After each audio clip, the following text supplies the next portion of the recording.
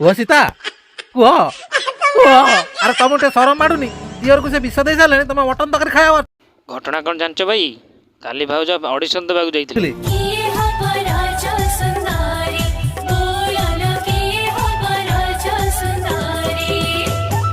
Pritam sir, ଇଏ ତାହେଲେ ଆପଣଙ୍କର ଭାଉଜ? ହଁ, ଯାହା ପଚାରିବା କଥା ପଚାରନ୍ତୁ। ଦେଖନ୍ତୁ, ଭାଉଜ ହଉ କି ଭାରିଜା ହଉ, ଏଠି କାହାକୁ ସପୋର୍ଟ କରାଯାଏ ନା। ଏଠି ସମସ୍ତ ପାଇଁ ଗୋଟାଏ ନିୟମ। ଆଚ୍ଛା କହିଲ, ବାରବାଟୀ ଷ୍ଟାଡିୟମ କିଏ ମୁଣ୍ଡି ମାରିଥିଲା? ଧୋନି ମୁଣ୍ଡି ମାରିଥିଲା, ଆଉ ବିରାଟ କୋହଲି ରୋହିତ ଶର୍ମା ତାକୁ ସିମେଣ୍ଟ ଫାଟିକିନା ଦେଇ। କଣା ଛୁଆ ଭାବୁଛ ଆମକୁ ନା ହାଉଲା ଭାବୁଛ? ଏଥିରେ ଭାବିବାର କ'ଣ ଅଛି? ଆପଣ ଆର ସିଜିନ୍ କୁ ଆସନ୍ତୁ। ମୁଁ ଆଗରୁ ଜାଣିଥିଲି ମାଙ୍କଡ ବସିଛି ଡାଳରେ।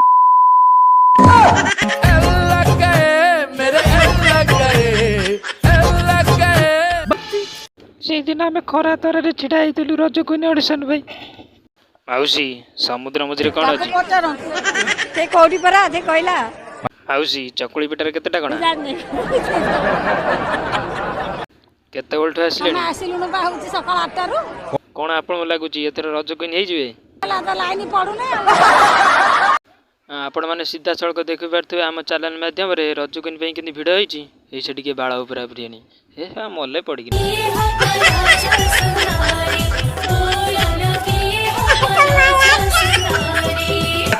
ବିଷ ଦିଏ ଆଜି ଦିଅରକୁ, ସେ ରାଗରେ ବେଚାରା ଦିଅର ଖାଲି ହଉଛି ରେ ଛଟ ଫଟ।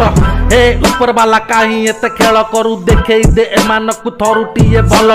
ସତ କହୁଛ?